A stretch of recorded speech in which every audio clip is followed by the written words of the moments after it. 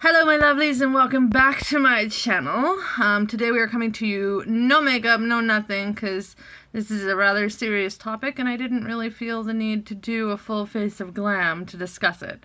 I know on the internet there's been a lot of talk about the abortion bills in the States and, you know, them taking away reproductive rights and overturning Roe versus Wade and a number of different things in the States. And it's scary. It really is. It's the beginning of Handmaid's Tale in the States, and it's terrifying to think about.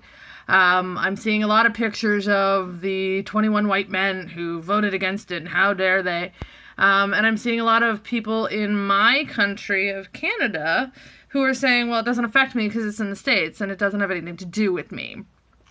I want to bring up my story to prove the point that despite Canada having my ability to have an abortion be part of my rights and freedoms and all that, and something that I don't need to worry about them taking away on a provincial level, it's not just the States, and it's not just men.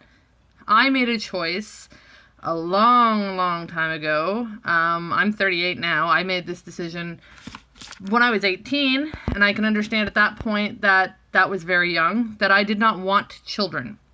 I went to a doctor at 22 and told them that I did not want to have children, that I have put a lot of thought into this, I'd been thinking about it for years, and that I wanted to start the process of getting my tubes tied. They laughed me out of their office. That was a woman in Canada. I have had that conversation every year with doctors since, and I'm now 38, and every year I'm told no, because what if I change my mind? I had a female doctor in Canada tell me at 27, well, what happens if you marry a rich man and he wants to have children? Won't you feel foolish for not being able to do that because you made a stupid decision when you were young? How fucking insulting is that? That my decision should be based on the chance that I marry a rich man further on down the line and he wants children.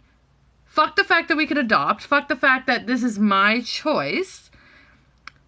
That is the most insulting thing I've ever heard. I would hope to fuck, if I was at the point where I was talking about marrying someone, male or female, that we would have had a conversation about where we stand on things like children and religion and where we want to work and where we want to live and, you know, the important shit that you're supposed to talk about with your partner when you're a goddamn adult. And again, that was a woman doctor making choices for me in Canada. So this is not something new. This is not something that only affects the States. This affects everyone. You can't get your tube tied to be responsible. You can't have an abortion. So what the fuck are you gonna do? They've also made rules in the States where they will prosecute a woman if she goes to a state that it is fucking legal in, and they're gonna follow her out of state and prosecute her for that. That's telling people that the women in that state are property of the state and will do as they're fucking told. This isn't the start of The Handmaid's Tale. This has been happening my whole adult life. This has been going on forever. We now live in a world that it is current year 2019. We have people on the planet who believe the earth is flat. We have people on the planet who believe that climate change and evolution are not real. That they should be killing in the name of an invisible man who lives in the sky. That abortions are murder. That vaccinations cause autism. So you have to have the child, but it's your choice whether you vaccinate them against diseases or not to keep them alive. They don't give a fuck what happens to that child once it's born, whether it's on welfare or not. And if you think for 1 second that the rich and their wives and their mistresses are not going to still be able to get abortions whenever they want to, you're out of your fucking mind. If you're standing here yelling about the 21 men who voted against this stuff, you're too short-sighted. You're not looking at the big picture. This didn't start with these bills. It didn't start with these 21 men. This isn't only in the States. I live in Canada. I've had women my whole life as doctors who have told me that I'm an idiot for making a decision as a responsible adult that I don't want children. How dare you? How dare you go against, like, the evolutionary fucking purpose of a woman? Well, I'm not a broodmare for the fucking state. If I choose not to have a child, that's up to me. If I get my tubes tied and then later on decide I do want a child, there are millions of fucking children in the world I can fucking adopt. So to sit here and say that you shouldn't have to worry about it because you live in another country, or you shouldn't have to worry about it because it's only 21 men in the state, that's bullshit. It's all bullshit. If you are not concerned about what is happening in the states with these abortion bills, then you are uneducated and uninformed about what's going on in the world around you. And they will come for you like they came for everyone else. Your time will come, so you can bury your head in the sand until there's no sand left. Well, I'm not worried about us all wearing fucking red gowns and hoods and all that shit. They're not going to be that obvious. This is a frog in a fucking water situation. You take a frog and throw it into boiling hot water, the first thing it's going to do is jump back out and go, what the fuck do you think you're doing? This is not something new. This is not something that started last week. This is a frog that was put into warm water, and it was increased slowly. And now here we are. For the last 17 years of my life, I have been adamant that I do not want children. And I have had women doctors in Canada telling me, how dare you? That's absurd. You can't do that. So now I just have to hope to fuck that I'm responsible enough and my partners are responsible enough, and that the doctor who said that they're pretty sure I can't have kids is right. They're pretty sure I can't, but they still won't let me get my tubes tied to confirm that I absolutely can't. It's a routine procedure. It's not terrifying anymore. This is something that can be done in a day's surgery. So it's not for my health. It's not for, fear of having a surgery you don't need. This is a medical professional in Canada making decisions for me.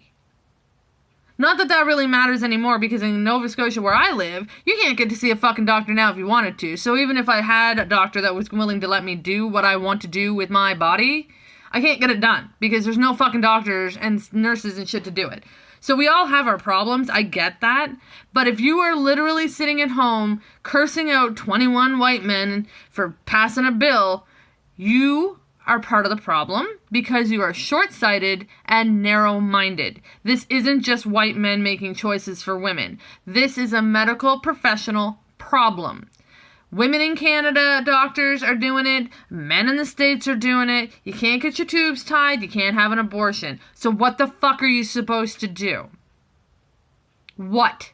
I'm confused. If somebody knows, tell me. Because I am somebody who decided I didn't want children before I found out that I possibly can't have them.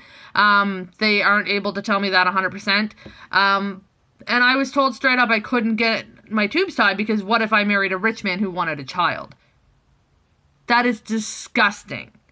So what's happening in the States affects all of us. And if we don't do something about it, and we don't make our stand now, it's gonna get worse. It's gonna get so much worse. There was a law passed for this. Roe versus Wade happened for a reason. And I'm sorry, but I cannot support what's happening in the States. There are a lot of things that get settled about American politics that I don't really talk about because I don't live in the States. It doesn't impact me. But this does. This does. This happens in Canada just like it happens in the States. There are people who are older, who have made choices, and they make those choices for everyone. Men and women make those choices for us. So if you're not willing to stand up because you don't think it affects you, do it for women that you know. Do it for the mothers and the sisters and the cousins and all of the women that you know. If you are friends with a woman, if you're obviously related to a woman you got here, stand up. Don't fucking stand there and go, it doesn't affect me, I don't live in that country. You're a short-sighted person if that's what you're thinking. And if that's what you're thinking, that it has no effect on your life, and this is not something that needs to be fought for, you can go ahead and take your subscription somewhere else. You can delete me off Facebook. You can take me off Twitter. I don't want anything to do with the narrow-minded people like that. So, I'm sorry. I know this is a really angry, video, and I'm sure with the amount of swearing I'm doing, YouTube's not going to be real thrilled about it. But I needed to really say that and get it off my chest, because it really is a scary thing to watch. Not only what's happening in the States, but the amount of apathy that people are expressing because they don't live there or they don't think it's their problem. And the fact that they're laying all of this on 21 men in the States who clearly didn't think this through is absurd, because it doesn't start with these 21 men and it doesn't end there. So please, for the love of God, stop thinking this doesn't affect you. If you are a human being on this planet, it affects you. Speak up, speak to your local representatives, even if you're not in the States.